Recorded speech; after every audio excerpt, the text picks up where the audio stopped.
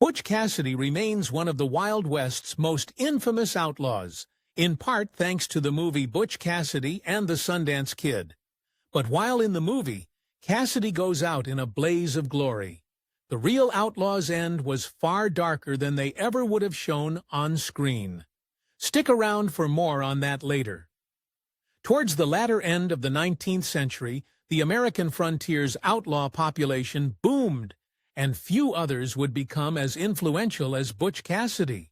Eventually, his name would become synonymous with everything that embodied the Old West.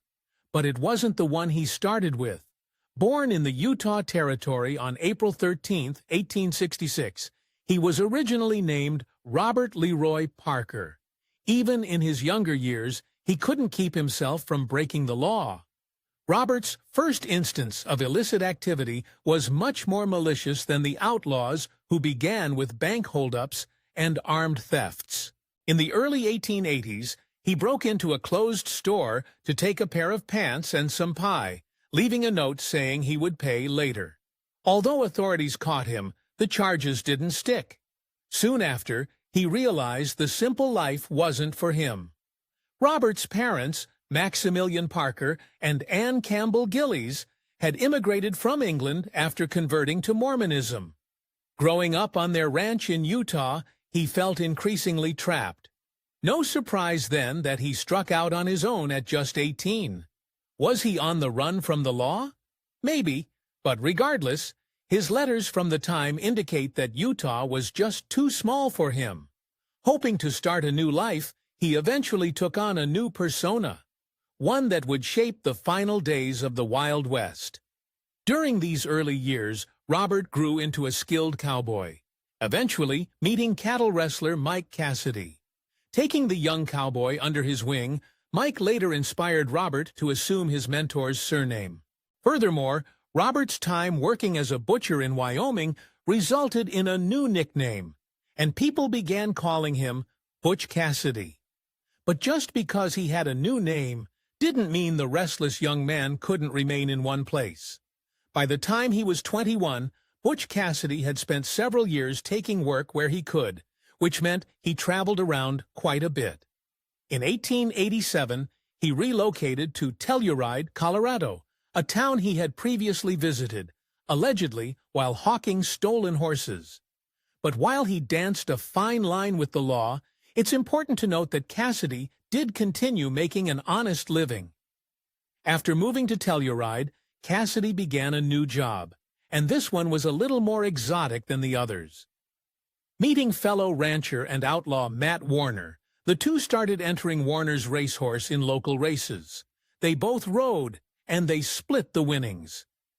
Compared to ranching and butchering, horse racing must have felt like easy money, but it could get even easier than that. On June 24, 1889, Cassidy and Warner partnered up on a much more unseemly endeavor. Targeting the San Miguel Valley Bank, the two joined a couple of other bandits in holding up the institution. The operation went off without a hitch, and Cassidy and his crew walked away with $21,000, a true fortune in those days. Naturally, they were smart enough to vanish. At least for a while, the bandits had prepared extensively for this heist, especially Cassidy, who had trained his horse for a quick escape. After the theft, the group retreated to Robbers' Roost as planned, while this was a popular hideout for outlaws at the time. For Cassidy, it was special. The hideout was in Utah.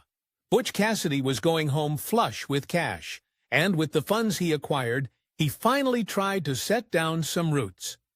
Cassidy seemed to decide he enjoyed living on the wrong side of the law, and it began to influence many of his decisions, including buying a ranch in Wyoming. The reason behind the purchase is evident, as it was just a few days away from another popular thieves' hideout called Hole in the Wall. It wasn't long until someone else joined him at this new home.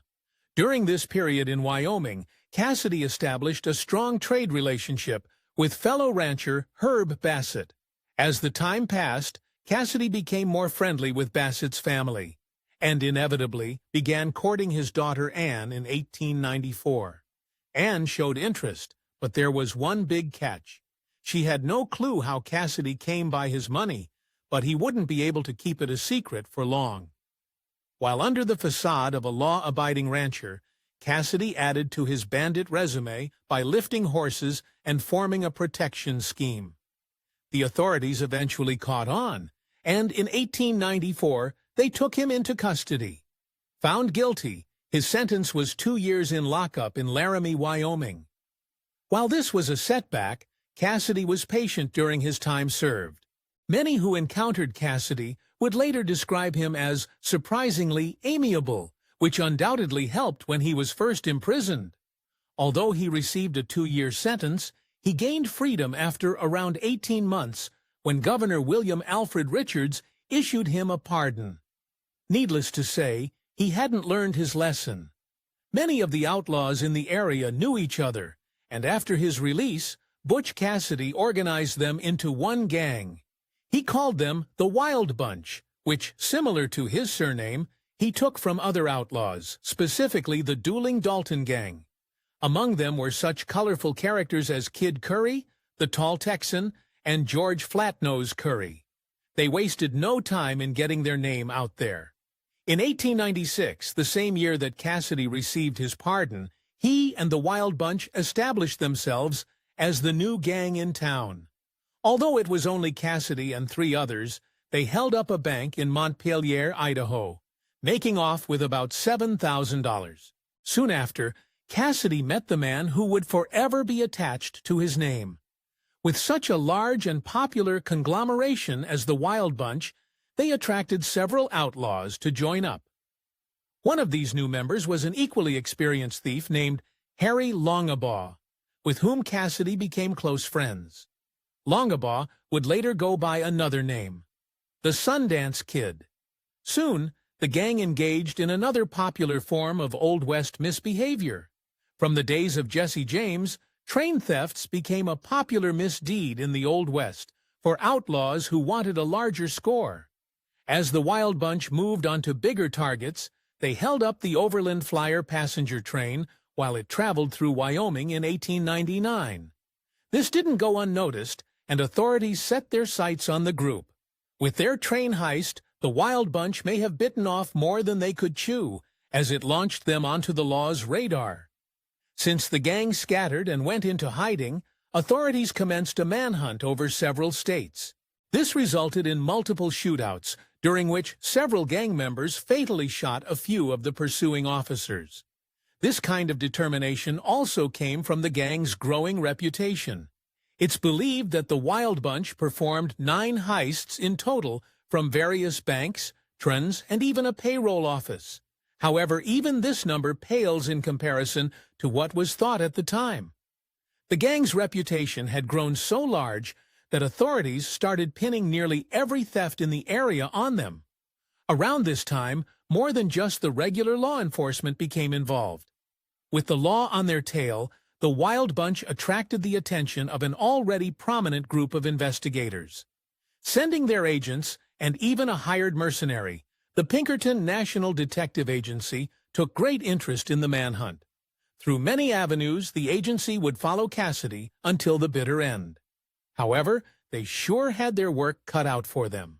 The Wild Bunch could contribute much of their success to their sharp, detailed plans, usually conceived by Cassidy himself. This included taking days to plan each step of the heist, picking the best time of the year, often during summer, and having a predetermined meeting place after they escaped. But more than his clever preparation, reports imply Cassidy to have been surprisingly honorable. One part of Butch Cassidy's reputation may sit somewhere between truth and embellishment, but it certainly made him easier to sympathize with. Although some of the Wild Bunch fatally shot several officers and civilians in shootouts, Cassidy insisted he would never take a life during a job. Indeed, no records indicate any time he broke this rule. If that were true, it shouldn't be too surprising that he eventually appeared to grow conflicted over his lifestyle. At the end of the 19th century, Cassidy seemingly became tired of living as an outlaw. But it wasn't that simple. For Butch Cassidy, stopping meant facing the accusations against him. Therefore, when he requested amnesty from the governor of Utah, he agreed to cease his lawless actions and speak with the Union Pacific Railroad about retracting their complaints. Meanwhile, the law was closing in on the gang. Through the beginning of 1900, the law began getting much too close for comfort for the Wild Bunch. One of the members, Kid Curry, lost a brother in a firefight with authorities, after which they took his cousin into custody. Then, in April, George Flatnose Curry also perished while fighting with the law. Amid this manhunt, Cassidy realized the painful truth. Any hopes of lawfully resigning from the bandit's life were dashed for Cassidy when he sought the advice of a lawyer in 1900. After being told that receiving a pardon was impossible, Cassidy was disappointed but accepted the reality. Leaving the lawyer's office, he regretted his circumstances, stating, "You'll never know what it means to be forever on the dodge." Understandably, he didn't feel like being as accommodating as he had been. Although the governor directed Cassidy to the Union Pacific Railroad and the company's chairman tried to reach out to him, the outlaw knew his chances were slim. If anyone wondered whether Cassidy still wanted to negotiate, they got an answer when he and the Wild Bunch held up a Union Pacific train in August 1900. Following this, the gang reached an iconic moment in their history. For fun, and perhaps in defiance of the authorities closing in, some members commemorated their partnership by posing for a photo in Fort Worth, Texas. Dubbed the Fort Worth Five, their photo would later find use in the Pinkerton Agency's wanted posters. However, this may have been one of their last times together. Between 1900 and 1901, the Wild Bunch quickly declined as they split across the country, and law enforcement remained hot on their tail. Throughout the latter years, authorities caught up to several more members who were either gunned down like William News Carver or captured like Ben Kilpatrick and Laura Bullion. Amid this chaos, Cassidy made a tough decision. Separated from his friends and with the law bearing down on him, Cassidy had no choice but to flee. Luckily, he wasn't alone, since Harry Longabaugh, the Sundance Kid, and his girlfriend Etta Place joined Cassidy on the run. In 1901, the three left for New York City, evading their pursuers. However, this wasn't far enough for them to feel comfortable. In February, Cassidy and his two companions realized it would be too dangerous to stay in America, no matter where they hid. Leaving New York, they traveled by steamer to Argentina, with Cassidy assuming the identity of Etta Place's brother, which she didn't have, to avoid suspicion. Knowing this would be a long trip, they hunkered down. Cassidy was painfully aware that he wouldn't be able to return to America for a long time, if ever. Rather than continue running, he, Sundance, and Place bought a ranch just east of the Andes Mountains, close to the town of Cholila. Evidence suggests that this wasn't just a safe house, though. On their ranch, Cassidy's trio found more than just a place to wait out the manhunt for them. Letters from Cassidy at the time implied that he found his opportunity to settle down, referring to him and his companions as our little family of three. They also turned it into a proper ranch, purchasing hundreds of livestock and work animals. Eventually, though, this seemingly wasn't enough. After several years of living on their ranch, Cassidy and Sundance returned to their illicit activity. In 1905, the two held up a bank in Rio de Gagueos before fleeing into the wild, or so it would seem. While the proximity to the trio's ranch suggests that Cassidy and Sundance were behind this theft, the thieves' identities were never confirmed. Nonetheless, their period of peace would soon be over.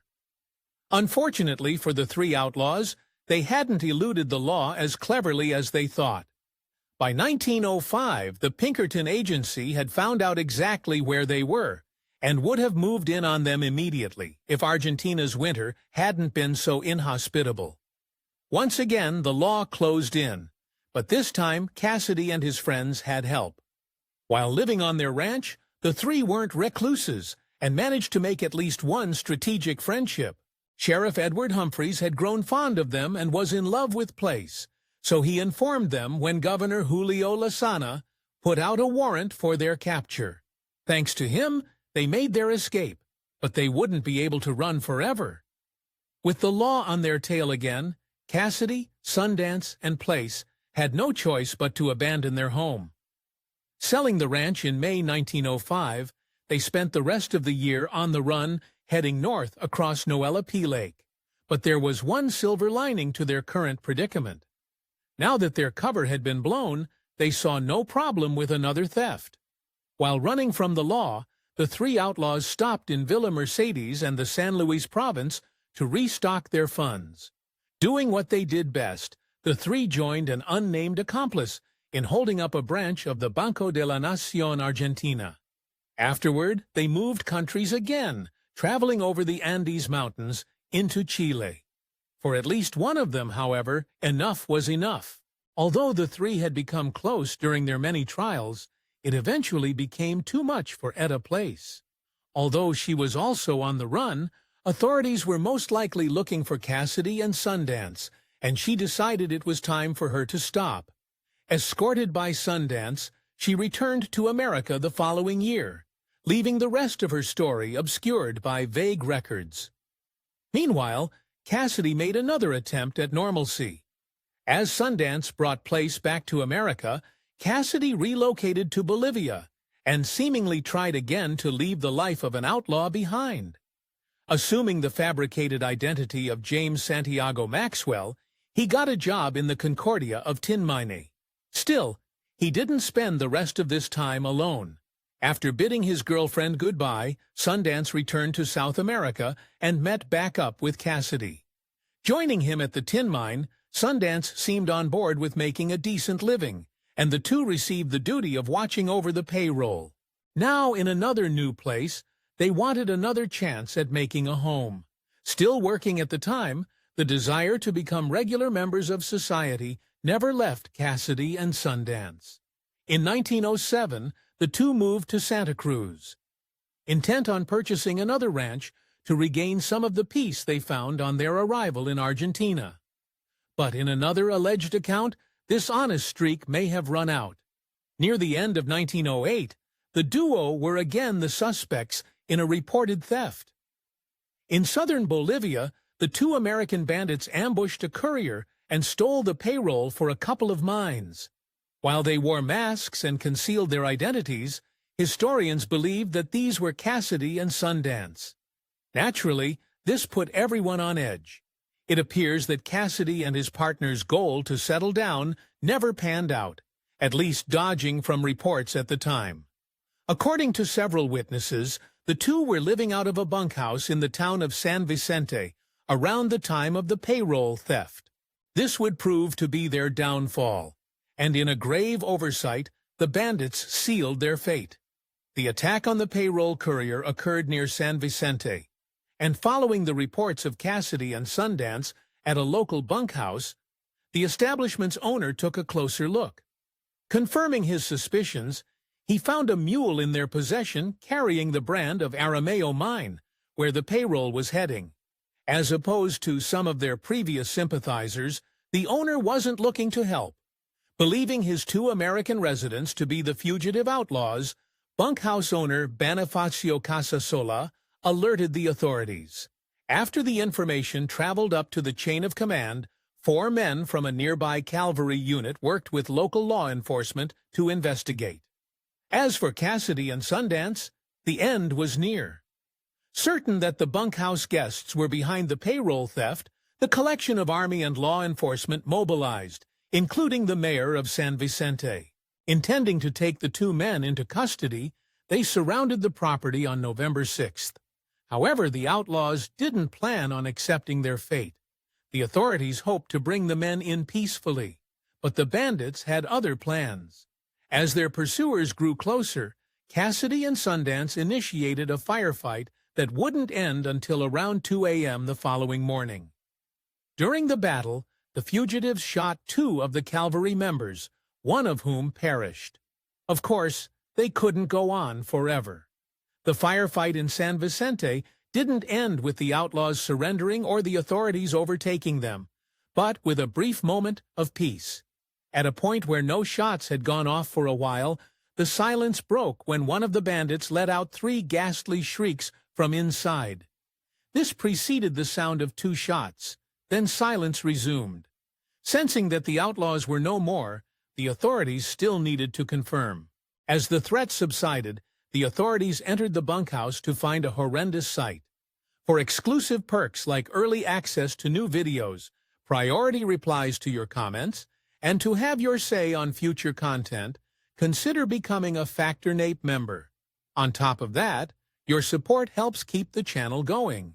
Click the link in the description for more details. The bandits lay lifeless on the floor, riddled with shots, one specifically with a forehead wound, judging by a self-inflicted shot on the other body, believed to be Cassidy. The prevailing theory suggested he put Sundance out of his misery and then took his own life, but there is still an element of mystery to this tale. Canadian authorities didn't know they were going up against Butch Cassidy and the Sundance Kid, and only confirmed that the men were behind the payroll theft. In fact, even after the fighting was over, law enforcement never identified the men as the American fugitives. Despite the bodies being buried in town, no positive DNA match has ever been made. This allows for a stunning possibility. With so little evidence that Cassidy and Sundance met their ends at the hands of Bolivian law, and some have posited that they weren't even there, several theories have been put forward, including by Cassidy's friends and family, that he returned to America and perished elsewhere. If you enjoyed this Fact in 8 video, give it a thumbs up and subscribe for more incredible stories. Want to say in who we cover next? Join our membership program through the link in the description for exclusive perks. Your support means everything to us. Thanks for watching, and we'll see you on the next one.